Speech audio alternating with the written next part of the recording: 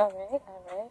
So I know everybody heard that. Now, Dr. Umar, since you have been talking about how we need to build things and we need to take action and versus just listening and soaking in information and use that information to actually make a change and get these institutions and these communities that we actually need instead of them being so spread it out across the U.S. Like we actually need that one community where you can get everything that's black owned. I know you were building a school that everybody's been talking about, and also it has hit that everybody kind of was giving you a hard problem about LeBron James building his school and trying to.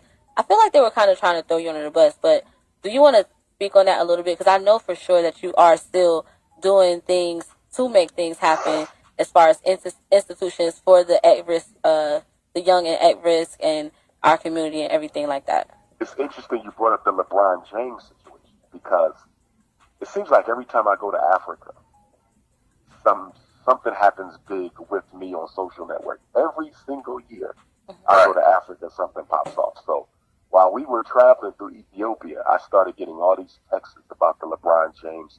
Supporters of mine were sending me the information that the haters were putting out there, the different memes, this and that. What I find interesting, and I support LeBron James, in terms of his ability to speak about certain situations. I think he's clearly the greatest basketball player of all time. Off the court. Off the court. Oh yeah, I was about to say we might have to say Jordan. But off the court, you can't even compare Michael Jordan to him. Michael Jordan never spoke up for black people. Right. Never. Kobe Bryant never spoke up for black people. Right. LeBron James did. So off the court, he is the GOAT in terms of speaking up. Could he do more? Hell yeah. But at the same time, I have learned to be patient with those who have their head directly inside of the mouth of the lion.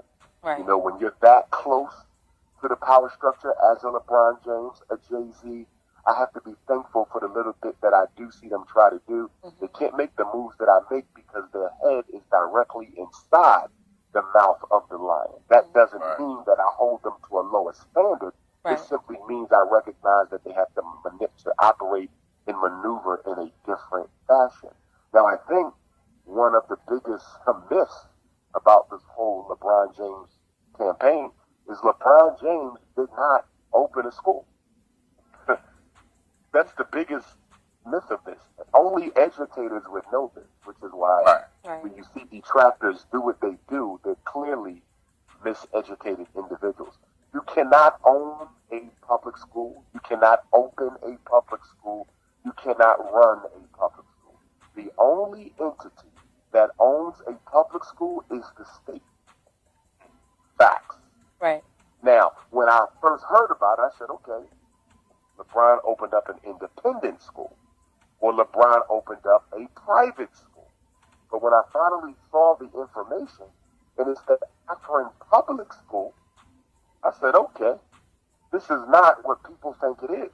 Right. It's no different than Jalen Rose's charter school in Detroit. It's no different than Puff Daddy's charter school in New York. Charter schools are public schools, and public schools are public schools. LeBron James did not open up a school.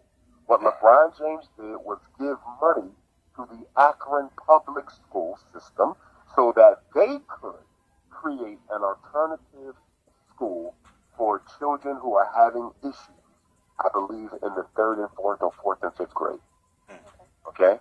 Now, if anyone thinks LeBron James owns that school, simply look at the teachers who are working in that school. The pictures are all over the internet, and most of the teachers in that school are white women. No different than the same white women who've been miseducating black boys for generations.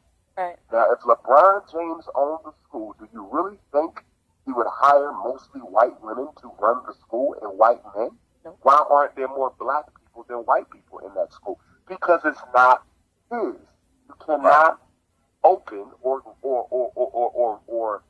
you can't open a public school. Public schools are owned by the state. What he did was he gave money, and what he did was he allowed them to use his name. That's it. Which is why you haven't really heard him speak much about it, because it's not his operation. Right. His money, his name, it's white people's operation. Right. So for me, when people people to compare me to that is absolutely ridiculous. Because what I'm trying to do is the total opposite. I'm trying to give black children black teachers, not white teachers. LeBron James is not changing the game. It's the same old story. And I'm not blaming him because it ain't his school. It's only his money and his name. Right. See? But, you know, with the Frederick Douglass Marcus Garvey Academy, we're trying to change the way black children think. We're trying to change the way that they see themselves. We're trying to change their ability to understand economics, politics, military science. The subjects that I'm teaching at FDMG, none of them will be taught at LeBron. And I don't even want to call it LeBron James School because it's not. None of them will be taught by the Akron Public School that LeBron James is funding. None of my subjects will be taught in that school. But again, this is not me versus him because I respect the brother, obviously. There's no issues there. It just shows you how ignorant coons can be in their desire to try to make mockery of my work. You know, LeBron School. LeBron James does not have a school. That is an Akron public school. Jalen Rose does not have a school. That is a Detroit charter school. Puffy Combs does not have a school. That is a Harlem charter school. Talk to me when one of these rich Negroes actually uses their money to build an independent school with black teachers out of their own money where they control the curriculum, they control the pedagogy, they control the instruction, and most of all, they hire the teachers. LeBron James didn't hire a single soul for that school. And if he did hire all those white women, well, guess what? I would have to reassess the respect that I have for him. But it's not his school. It's just his money. Right. Yeah, I just wanted to definitely clear that up because when I read the headlines, I definitely knew that what was being said and the backlash that was coming with it did not add up. And if you are conscious of everything that's going on in our community, then you definitely know that there's more to the story. So I definitely want to get your side on that. Because I know for a fact that you are doing exactly what you said you're going to do as far as your school and the difference between that and LeBron James. So it was very important for me to get that out there for everybody to know that. And the other thing I want to say, for the sake of clarity with the school project, what I found so interesting about the hate campaign, and let's be clear why there is a hate campaign. Let me just give a quick history. The school fundraiser began in the spring of 2014. So we're 15, 16, 17, 18. We're 4 years into raising the fund. The hate campaign did not start when the school campaign began. The hate campaign began a year later in 2015. And there were two major situations that arose that gave birth to the hate. Number one, the hate campaign coincided with a decision that I made to start hosting and sponsoring my own lecture events. Now, I still allow individuals to invite me out to speak. But in 2015, for the first time, I started sponsoring my own lectures. I did that because when other individuals would invite me out, they were being very disrespectful with the way in which they managed the event. And one of the biggest things I had an issue with is that they would make people who paid to come out to see me wait hours and hours and hours before they actually got to hear me. So basically, they had to sit there for 3 or 4 hours through all of these opening acts, all of these opening speakers, all of these opening performances and announcements, and then they get Dr. Umar Johnson at the end of the night. At the end of the night, not the middle of the night, but the end of the night. And then when I get up on stage, I'm being told that I only have 20, 30, 40 minutes to speak because they ran past time. That is very disrespectful to the audience. That is very disrespectful to me. To bring them out there, make them pay to hear Dr. Umar Johnson, and then the man they came to hear, they barely get to even hear him because you waited all night to bring him on the stage. And then it's disrespectful to me and my message because I traveled to come here.